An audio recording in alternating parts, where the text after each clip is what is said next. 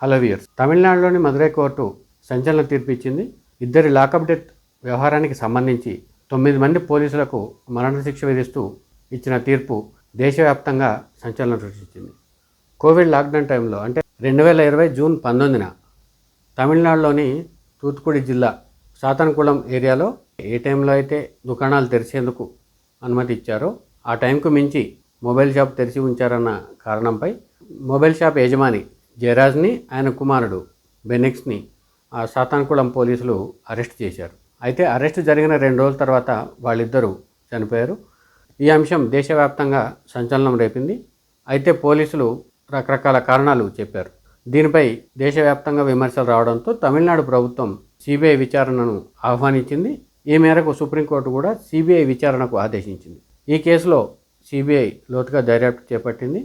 ఆ రోజు ఏం జరిగిందనే విషయానికి వస్తే 2020 జూన్ 19న ఈ జయరాజ్ని, ఈ బెంటిక్స్ని అరెస్ట్ చేసిన పోలీసులు పోలీస్ స్టేషన్కి తీసుకెళ్లిన మరుసటి రోజు న్యాయస్థానంలో ప్రవేశపెట్టారు. వాళ్ళకి జ్యుడిషియల్ కస్టడీ విధిస్తూ ఆ లోకల్ కోర్టు అనుమతి ఇచ్చింది. ఆ తర్వాత అదే రోజు రాత్రి వీళ్ళని చిత్రహింసలకు గురి చేశారు.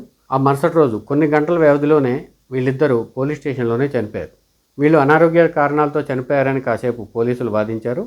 అయితే ఎప్పుడైతే సిబిఐ రంగంలోకి దిగిందో ఈ కేసుపై లోతైన విచారణ చేపట్టింది.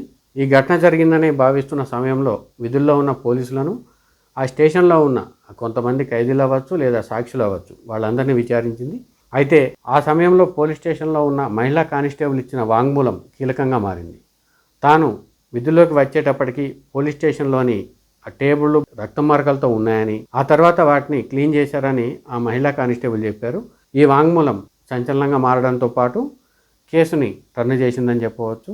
అంతేకాకుండా ఈ కేసులో అంటే ఎలాంటి సాక్ష్యాధారాలు దొరకకూడదన్న ఉద్దేశంతో సీసీటీవీ ఫుటేజ్ని కూడా డిలీట్ చేసినట్టు సిబిఐ దర్యాప్తుతో వెల్లడైంది. ఆ సమయంలో పోలీస్ స్టేషన్లో విధుల్లో ఉన్న 9 మందిని పోలీస్ శాఖ ఇప్పటికే సస్పెండ్ చేసింది.